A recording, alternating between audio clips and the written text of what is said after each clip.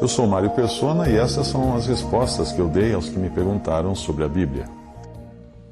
Você escreveu perguntando se eu me acho o dono da verdade. E a sua pergunta é importante, porque ela expressa o que muitas pessoas pensam, mas não têm coragem de perguntar. Depois de visitar o meu blog, onde eu respondo perguntas para pessoas que me escrevem, você escreveu o seguinte, abrindo aspas: o próprio papel de ser o que tem as respostas para as dúvidas sobre o assunto, ao ponto de criar um blog para tal coisa, evidencia a sua pretensão, fecha aspas. Bem, eu sinto que o meu blog tenha causado uma má impressão em você. Ele não foi criado para eu me apresentar como dono da verdade, de maneira nenhuma, ou aquele que tem todas as respostas, de jeito nenhum, mas apenas para ser o depositário de um arquivo enorme de correspondências pessoais que eu achei que poderia ajudar algumas pessoas que tivessem as mesmas dúvidas daquelas que um dia me procuraram. Eu explico isso no próprio blog, na coluna direita do blog. Eu coloco lá o conteúdo desse blog, é formado por respostas a cartas, e-mails e perguntas de correspondentes. Portanto, as afirmações feitas aqui podem ou não se aplicar a outras pessoas e situações. Algumas respostas não são de alguma correspondência em particular, mas foram construídas a partir da reunião de muitas dúvidas que o autor recebeu ou detectou entre os seus correspondentes. O autor é favorável à livre expressão e, ainda que seu entendimento da Bíblia possa conflitar com a opinião de alguns, o autor defende que as pessoas devem ser respeitadas independente de suas crenças, ideias ou preferências. Fecha aspas. É isso que está ali. Essa é a minha posição quanto ao que eu escrevo ou também quanto ao que eu digo nos meus áudios e vídeos. Portanto, entenda que o meu blog, o que respondi.com.br, ou melhor, o endereço é respondi.com.br, é uma coleção de centenas de cartas e e-mails que foram enviados a correspondentes desde 1988. Eu sou convertido a Cristo desde 1978, ou seja, 10 anos depois da minha conversão, comecei a responder perguntas. No tempo ainda não existia internet, era tudo feito por cartas. Eu poderia simplesmente largar tudo isso numa pasta, ou nos disquetes que eu tinha, os primeiros, perdidos numa gaveta, como ficou realmente durante anos, na era pré-internet. Ficou jogado tudo numa gaveta, num arquivo. Ou eu podia compartilhar com o mundo na tentativa de que algumas respostas pudessem ser úteis a alguém. Eu decidi fazer isso mesmo correndo o risco de receber críticas como a sua, achando que eu me acho dono da verdade. No momento em que a primeira edição do primeiro livro desse blog, O que Respondi, porque eu transformei os textos também em livros, em uma coleção de livros, o meu blog, no dia da primeira edição, recebia 120 mil consultas por mês, ou 4 mil por dia. E as 5 perguntas mais acessadas naquela época, quando saiu o primeiro livro do blog, hoje já estou bem adiante ali no número de perguntas, naquela época as perguntas mais acessadas eram as seguintes: 1. Quais foram os pecados de Sodoma e Gomorra? 2. Segunda, o que a Bíblia diz sobre o homossexualismo e o homossexual? Terceira pergunta mais acessada: a Bíblia proíbe a mulher de cortar o cabelo? Quarta pergunta: como é o jejum que a Bíblia ensina? Quinta pergunta: a Bíblia condena o sexo antes do casamento?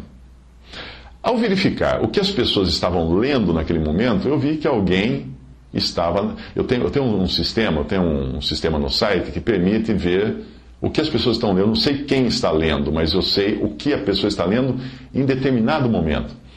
E naquele dia que eu publiquei o primeiro livro desse blog, eu acessei esse programa e vi que alguém estava lendo a página Cometer suicídio não seria a solução? Curiosamente, esta página recebe um grande número de visitas. Essa pessoa deve ter chegado ali através de uma busca no Google por curiosidade ou até por uma necessidade real. Como você pode ver, o blog não tem por objetivo criticar essa ou aquela denominação religiosa, como algumas das respostas são. Não posso fazer nada se a pessoa me perguntou sobre a religião A, a religião B, mas não é esse o objetivo. O objetivo do blog é esclarecer dúvidas, e às vezes dúvidas vitais das pessoas. Pessoas que querem saber como ser salvas, ou pessoas que querem conhecer mais de Cristo, ou pessoas que até estão na dúvida se devem se matar ou não. Percebe a importância disso? A responsabilidade que recai de responder a essas dúvidas, a essas questões. Você escreve que eu me comporto, abre aspas, como uma espécie de dono da verdade, de oráculo, apesar de escrever o contrário, inclusive ao dizer para a pessoa que perguntou que ela não deve se deixar guiar como se você fosse a única fonte de luz. Eu não creio que isso o isente da prepotência após um longo e excelente texto argumentativo, onde você defende o que você acha que é certo, que você acha que é melhor, você acha que é verdade. Fecha aspas. Isso é inevitável. É inevitável que alguém que responda a dúvidas esteja dando a sua própria posição. E se eu tenho uma posição, é porque eu acho que essa é a posição correta. Você não tem a sua? Ao me escrever assim, você está achando que essa é a sua posição, é a correta ou não. Sempre que alguém adota uma posição, essa pessoa se torna excludente, não tem como escapar disso. Se você é cristã, o simples fato de professar sua fé em Cristo já exclui todos aqueles que pensam de modo diferente de você.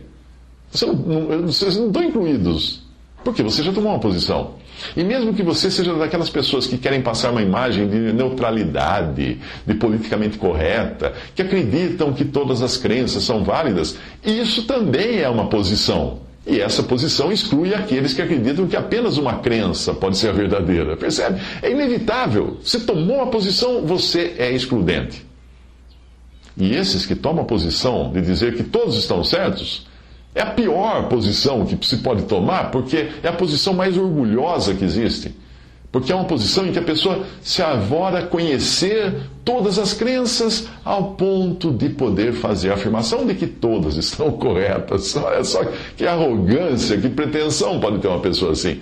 Ao dizer que você não ia ler as minhas outras respostas com base na ideia que você concebeu a meu respeito de que eu seria dono da verdade, o que é um preconceito, é uma ideia pré-concebida, você adotou uma posição que exclui as centenas ou milhares até de pessoas que consideram o meu blog uma opção viável para encontrar respostas para suas dúvidas. Quer elas concordem ou não com as respostas, mas elas vão buscar as respostas. Eu recebo mensagens de pessoas que afirmam discordar de várias opiniões que leram ali, mas que acham ótimo existir o blog para pesquisa. Sim, porque abre a mente. Não há como fugir do fato de sermos excludentes sempre que nós adotamos uma opinião, qualquer que seja. Eu acho até melhor você ter uma posição assim do que não ter nenhuma posição. Pessoas mornas, que não dizem sim nem não, muito pelo contrário, são aquelas que Deus abomina. Portanto, saiba que eu adoro quando alguém me contesta, porque isso me faz repensar tudo. E às vezes eu sou obrigado até a mudar de ideia. Felizmente, o que nós escrevemos na web pode ser editado e corrigido sempre que nós aprendemos algo novo. Eu já editei esse blog algumas vezes, e às vezes alguém chama a minha atenção, Mário, o que você escreveu lá não está correto. Eu vou lá e conserto. Sim, até mesmo gravando os vídeos agora de mensagens ou de respostas que eu dei há anos, desde 1988, né? Eu percebo que muitas coisas eu tenho que, obviamente, mudar alguma coisa, um detalhe aqui, outro ali, porque na época eu não tinha o conhecimento que eu tinha hoje. E daqui a 10, 20 anos, se eu ainda estiver nesse mundo, eu estarei olhando para hoje e vendo também que algumas coisas eu precisaria dar uma arrumada. Quando o editor de John Nelson Darby foi reeditar um dos primeiros livros que ele escreveu, anos depois, ele perguntou para o autor, para o Darby, se ele não gostaria de rever algumas coisas que ele tinha, algumas afirmações que ele tinha feito naquele primeiro livro dele, que obviamente tinham algumas coisas que não estavam muito corretas, porque ele não tinha aprendido outras coisas para entender aquelas passagens ou coisa assim. E ele respondeu ao editor que não, que deixasse assim, porque o que ele escrevia não era infalível, ele estava pondo as opiniões que ele tinha naquele momento da sua vida. E depois, obviamente, algumas opiniões ele teve que fazer e aprendeu melhor e mudou alguma coisa. Agora, eu não entendi uma coisa. Quando você disse que suspeitou de mim quando viu a palavra marketing no meu currículo profissional. Por que você suspeitou? Você considera errado eu ser um fabricante de tendas que fala de Jesus e não um teólogo ou um clérigo com algum título do tipo reverendo? Será que foi isso que assustou você? De eu ser apenas um fabricante de tendas?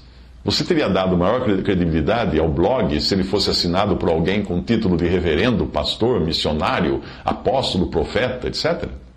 Na atual confusão em que mergulhou a cristandade, com tantos mercadores da fé dominando o rádio e a TV, saiba que são esses que me causam arrepios. Quando alguém vem com algum título de pastor, doutor em divindade, profeta, missionário fulano, aí eu me arrepio.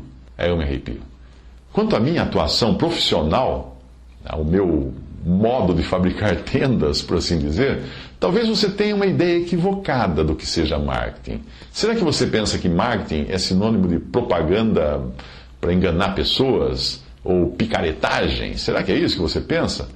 Bom, saiba que o carro que você dirige começou em um projeto de marketing, para detectar, analisar e definir as necessidades e desejos de um determinado público. Foi um projeto assim que deu origem ao seu carro.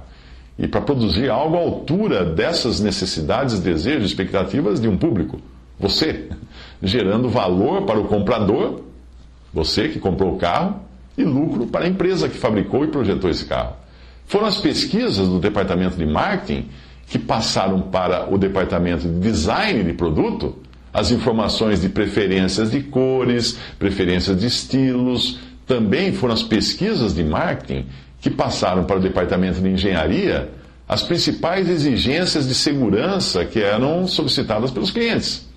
Foi o marketing também que analisou tudo o que a concorrência estava fazendo para fazer melhor do que a concorrência.